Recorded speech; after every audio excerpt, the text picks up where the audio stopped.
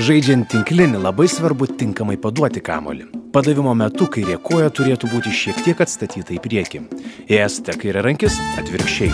Kūnas tiesus, kamuolį laikote vienoje rankoje, o kita ranka paruošta padavimui. Gali būti šiek tiek sulenkta per alkūnės sąnarį.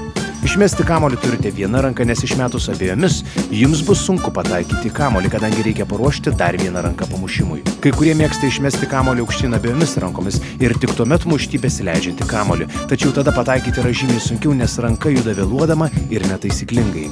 Padavimo metu kamuolį reikia išmesti į priekį per ištiestą ranką. Kamuolys turi būti išmetamas ir iškart mušamas. Išmetus kamuolį į priekį reikia natūraliai žengti žingsnį pirmyn.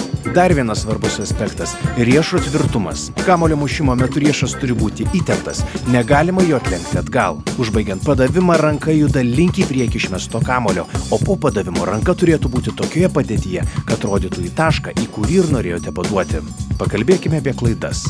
Viena dažniausių – blogas kamuolio išmetimas. Kai kamuolys išmetamas blogai, žaidėjas nesugeba prisitaikyti ir dažniausiai išsibalansuoja. Pernelyg sulenkia rankas, atsiranda netaisyklinga kūno padėtis ir netinkamas rankos judesys. Ši klaida itin būdinga vaikams, todėl jos mokant, tam turi būti skirtas ypatingas dėmesys.